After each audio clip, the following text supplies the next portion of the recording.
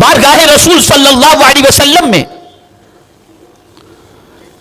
ایک صحابی حاضر آئے، عرض کرتے ہیں سرکار میری طبیعت بڑی بے چین رہتی ہے،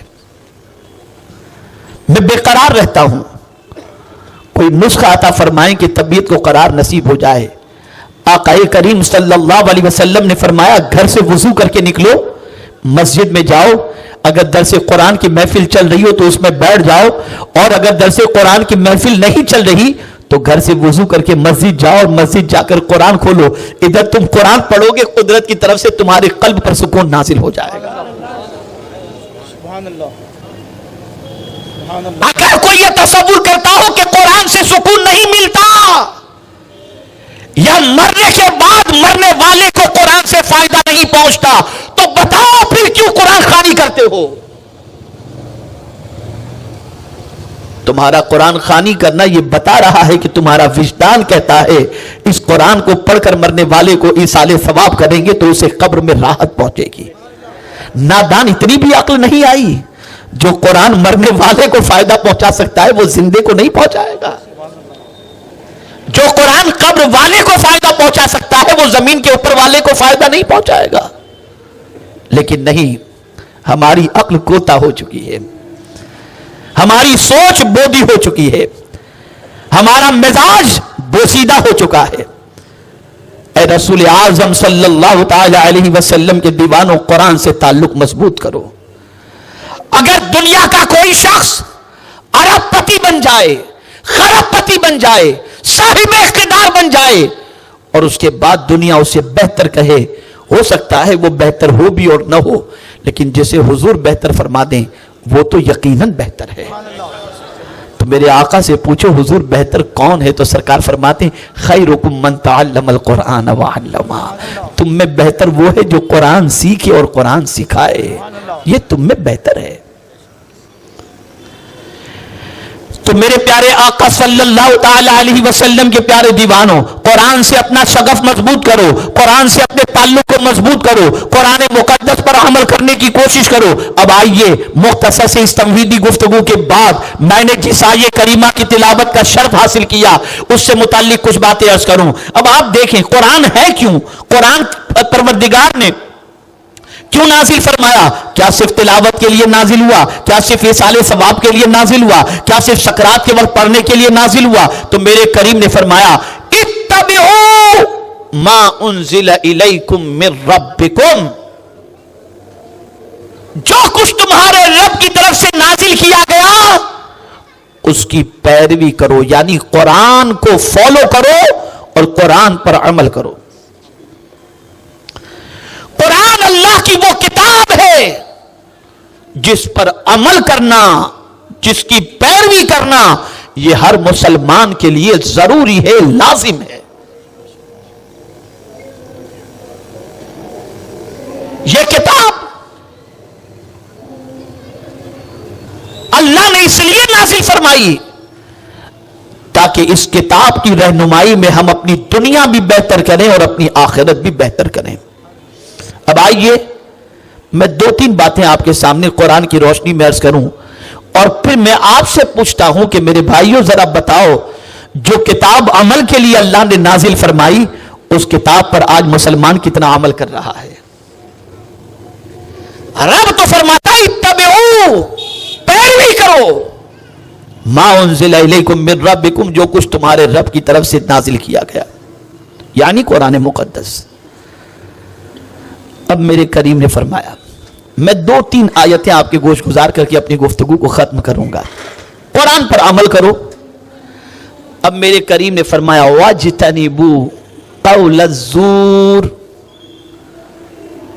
قرآن نے کہا جھوٹ سے پرہیز کرو۔ اجتناب کسے کہتے ہیں؟ لفظ اجتناب کی کا معنی سمجھنے کی کوشش کریں۔ اجتنبوا قول الزور، جھوٹ سے پرہیز کرو۔ اجتناب کہتے ہیں کہ طاقت ہونے کے باوجود اپنے نفس پر کنٹرول کر کے اس سے پرہیز کرنا، اسے کہتے ہیں اجتناب۔ آپ کے پاس آپ جھوٹ بولیں، لیکن آپ کے سامنے قرآن مقدس کی آیت کریمہ ہے، آپ اپنے نفس کو کچل رہے ہیں اور کہہ رہے ہیں کہ میں جھوٹ نہیں بولوں گا اس لیے کہ میرے کریم نے فرمایا ہے۔ تو اب آپ نے اگر جھوٹ سے اپنے دامن کو بچا لیا تو قرآن مقدس کی اس آیت پر عمل ہوا۔ اب ہم مسلمان کی زندگی کا جائزہ لیں، شاید ہی تلاش کرنے پر بہت کم مسلمان سچ بولنے والے آپ کو ملیں گے۔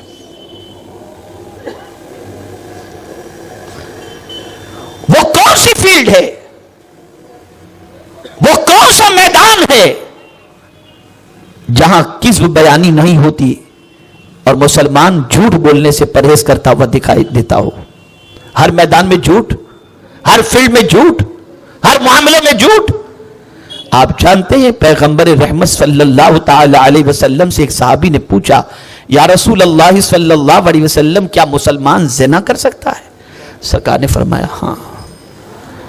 وہ صحابی پوچھتے کیا مسلمان بزدل ہو سکتا ہے؟ سرکار نے فرمایا ہاں۔ پھر وہ پوچھتے ہیں سرکار مسلمان جھوٹا ہو سکتا ہے؟ سرکار نے فرمایا نہیں۔ جو مومن ہوگا وہ جھوٹ نہیں بولے گا۔ اور یہ فلسفہ غوث پاک کی ماں جانتی تھی، اس لیے بیٹے کو جدا کیا، اور بیٹے نے پوچھا کہ ماں مجھے کوئی نصیحت کر، تو ماں یہ نہیں کہتی کہ بیٹا بغداد سے واپس آ تو یہ سارا سامان لے کر کے آنا، ماں ایک ہی بات کہتی ہے بیٹے زندگی میں کبھی جھوٹ مت بولنا۔ ماں جانتی تھی کہ جھوٹ سے میرا بچہ پرہیز کرے گا، اللہ کی کتاب پر عمل کرے گا، اور قرآن مقدس اور احادیث رسول صلی اللہ علیہ وسلم کی روشنی کے اندر مومن کبھی جھوٹا نہیں ہو سکتا۔ بڑی معذرت کے ساتھ بزنس کرنے والوں سے پوچھو، ان سے کہو کہ بھیا سچ بول کے کارو، ارے مولانا سچ بول کے تو چٹنی روٹی بھی نہیں مل پائے گی، یہ مسلمان کہہ رہا ہے۔ یہ قرآن کو اللہ کی کتاب ماننے والا کہہ رہا ہے، یہ اللہ کے رسول کو آخری نبی ماننے والا کہہ رہا ہے۔ عقل مندی یہ سوچتا ہے کہ میں ابھی جھوٹ بولوں گا میرا مال بک جائے گا، میں جھوٹ بولوں گا میرا مال فروخت ہو جائے گا۔ پیغمبر اعظم صلی اللہ علیہ وسلم اس فطرت کو جانتے تھے، تو سرکار نے فرمایا اس لیے کہ بے وقوفوں کی کمی تو نہیں ہوتی، آپ جھوٹ بولیں گے کوئی بے وقوف بن جائے گا، آپ کو پیسے دے کر کے چلا جائے گا، تو سرکار فرماتے ہیں جھوٹ بولنے سے سودا تو بک جاتا ہے، برکت ختم ہو جاتی ہے، اس میں برکت نہیں رہتی، اس میں برکت نہیں رہتی۔ اور سرکار فرماتے ہیں صلی اللہ تعالی علیہ وسلم جھوٹ سے پرہیز کرو، اس لیے کہ جھوٹ گناہ ہے، اور یہ ایسا گناہ ہے، اب یہ چھوٹا گناہ نہ سمجھے آپ جھوٹ کو، سرکار فرماتے ہیں یہ ایسا گناہ ہے جو جہنم تک لے کر کے جاتا ہے، جہنم تک لے کر کے جاتا ہے۔ اللہ کی کتاب وہ عظیم ترین کتاب ہے کہ اس کی آیات صرف پڑھنے ہی کے لیے نہیں ہے بلکہ عمل کرنے ہی کے لیے ہیں۔ اس پر عمل کرو، اتبعوا ما انزل الیکم من ربکم، جو کچھ تمہارے رب کی طرف سے تمہارے لیے نازل کیا گیا اس پر عمل کرو، اس کی پیروی کرو۔ کیا جھوٹ بولنے سے نقصان فائدہ ہوتا ہے اور سچ بولنے سے نقصان ہوتا ہے؟ کون نہیں جانتا 40 ڈاکوؤں کو توبہ کی توفیق ملی تو غوث پاک کے سچ بولنے کی وجہ سے ملی، مال بھی بچا اور ڈاکوؤں کو توبہ کی توفیق نصیب ہو گئی۔ اے رسول اعظم صلی اللہ تعالی علیہ وسلم کے دیوانوں، قرآن کو اللہ کی کتاب ماننے والا مسلمان یہ کہے کہ آج کے دور میں قرآن پر عمل کرنا مشکل ہے، تو اللہ کی کتاب مانتا کس اعتبار سے ہے؟ کیا معاذ اللہ نے کتاب ایسی نازل فرمائی جو کسی زمانے میں عمل کے لائق نہ ہو؟ نہیں، میرے کریم نے ہر زمانے میں اس کتاب پر عمل ممکن ہو ایسا ہی حکم میرے کریم نے عطا فرمایا ہے، ایسے ہی احکام اس کریم نے عطا فرمائے ہیں۔ یہ ایک مثال تھی جھوٹ کے حوالے سے۔